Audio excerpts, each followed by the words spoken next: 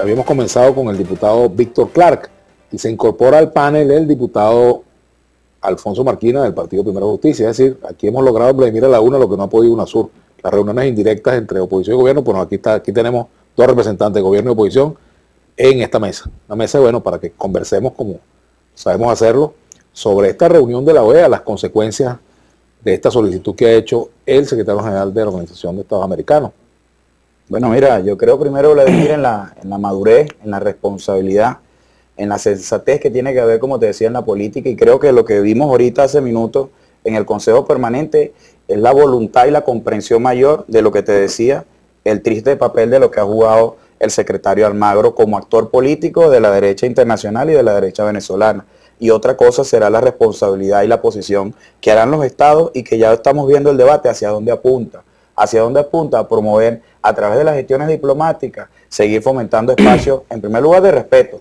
O también respetamos y reconocemos también los actores, pero también la institucionalidad que existe en la República Bolivariana de Venezuela, pues si no reconocen un presidente legítimo y legal y constitucional que se llama el presidente Nicolás Maduro, hablemos de cuáles son las condiciones para un diálogo. Y ese diálogo tiene que tener una agenda y tiene que haber compromiso por el país y tiene que haber compromiso sobre unos puntos centrales. Lamentablemente lo que estamos viendo es la escalada de factores de la derecha venezolana que, frente al fracaso de estos 5 meses de la agenda política con la que comenzaron en enero, y bien bueno que esté aquí Alfonso, porque Alfonso es de Primero Justicia y en enero eran solo ellos y Capriles el único que hablaba de referéndum. No fue la agenda política que centró la derecha venezolana cuando se instaló en el Parlamento el 5 de enero, no fue el referéndum. Por eso el fracaso hoy de estos 6 meses después de todas las demás rutas inciertas que lanzaron al país y que ahora están diciendo que sí es el referéndum, como una opción política más que nosotros no la negamos, pero tienen que reconocer un poder electoral que, por cierto, los hizo también diputados. Sin eso no hay garantía de que respetemos y avancemos en democracia y en paz. Imagino que no estás de acuerdo con lo que ha dicho Víctor Clark. Bueno, una corrección semántica. A mí no me hizo el CNE diputado, a mí me hizo el pueblo de Venezuela. Yo tengo que decir, a pesar del CNE y de su conducta, el pueblo de Venezuela nos hizo diputados. Y ya que él habla de la legitimidad, así como él puede argumentar hoy la legitimidad del presidente de la República, no puede también entonces prestarse al juego de desconocer la legitimidad de la Asamblea Nacional, que es el órgano político que ha obtenido la mayor votación de toda la historia republicana de Venezuela. Así que cuando hablamos de democracia no solo basta con hablar de que hayan elecciones, sino que esas elecciones sean transparentes, es que los resultados de la voluntad popular sean respetadas y acatadas por todos los poderes públicos, y no que se arme esta especie de concurso o de consenso entre dos poderes para tratar de desconocer la voluntad del pueblo y desconocer la Constitución Nacional. Así que la Carta Democrática, que en este momento pareciera incomoda tanto al gobierno y que en otras oportunidades el propio gobierno y el propio presidente actual, que antes era canciller, trataba permanentemente de invocar en otros países, en este caso se está activando precisamente porque hay una precariedad democrática, hay una intención deliberada de desconocer la Constitución y de desconocer precisamente la voluntad del pueblo. La Carta Democrática, tal como lo dice la Constitución en su artículo 23, forma parte de esta Constitución, por lo tanto no se puede hablar de injerencismo. Fue el señor Chávez, en el ejercicio de su soberanía, quien la firmó, y la Constitución establece que todo tratado o acuerdo de derechos humanos forman parte, suscritos legalmente por la República, forman parte de la Constitución.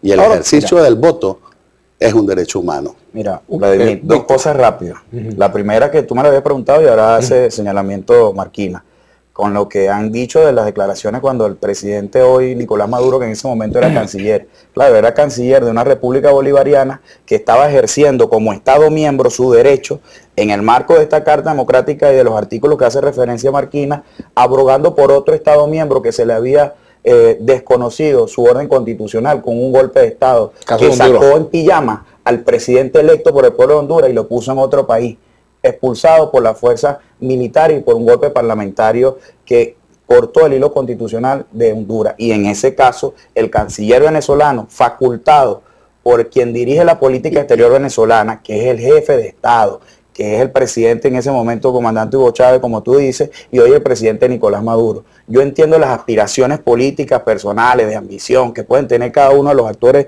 de la derecha en su carrera desbocada de quien quiere ser presidente, pero el único que tiene facultades constitucionales, de Estado, de República, para dirigir la política exterior y participar en el seno del Consejo Permanente del Estado de la Organización de Estados Americanos, se llama el presidente Nicolás Maduro, y su canciller, que va como enviada. Ahora, ¿qué pasa? De la cosa. No es en este caso, como también yo te voy a poner este ejemplo. El día de ayer se aprobó en la Asamblea Nacional, bueno, un desdichado acuerdo que en su punto segundo dice respaldar la decisión del secretario general de la OEA, esa decisión de intrometerse en los asuntos venezolanos, que no sean los factores democráticos que resolvamos las garantías constitucionales de paz, de convivencia, de respeto y de respuesta al pueblo de Venezuela, sino que ahora es desde afuera que quieren decir cómo es que Venezuela debe caminar. Entonces dice esta asamblea ayer, respaldar la decisión del secretario general de la OEA, Luis Almagro, de solicitar una reunión extraordinaria sobre lo que hizo el día de ayer, y después dice: asimismo, reiteramos la disposición para que Henry Ramos Alú, presidente de la Asamblea Nacional de Venezuela,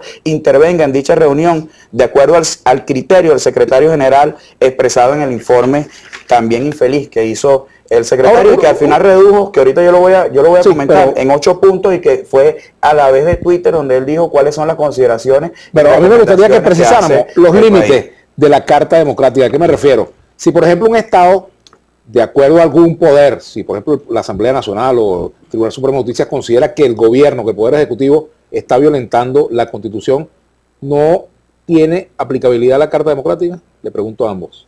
Bueno, lo primero es que el diputado, como tú has dicho la palabra clave, Estado. Aquí no se está hablando de gobierno, es el Estado de Venezuela, venezolano. Por lo tanto, este es un poder público legítimo que representa al pueblo de Venezuela y que podemos acudir a solicitar, en este caso, entre los organismos bilaterales o multilaterales, la actuación de estos para que velen en Venezuela por la democracia y por los regímenes de libertades que en este momento están seriamente afectados. Ahora bien, el comunicado de la OEA procura un diálogo, pero un diálogo como también está procurando en este momento UNASUR, que tiene la intención de lograr que nos pongamos de acuerdo en resolver los problemas más ingentes al pueblo de Venezuela.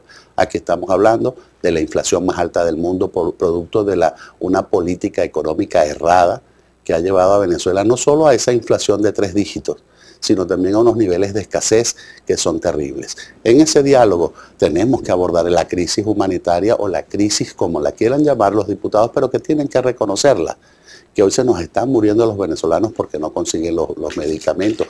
Tenemos que hablar de la reinstitucionalidad o reinstitucionalización democrática del país. No puede ser que se conjugue un poder judicial, por cierto, electo o designado al margen de la Constitución, con el Poder Ejecutivo para tratar de desconocer la voluntad del pueblo y la Constitución nacional. Tengo que hacer la pausa, Víctor, y al regreso tienen la palabra, por supuesto. Ya regresamos con Víctor Clark, y yo voy a decir Humberto otra vez, el papá. Víctor Clark y Alfonso Marquín, diputados ambos.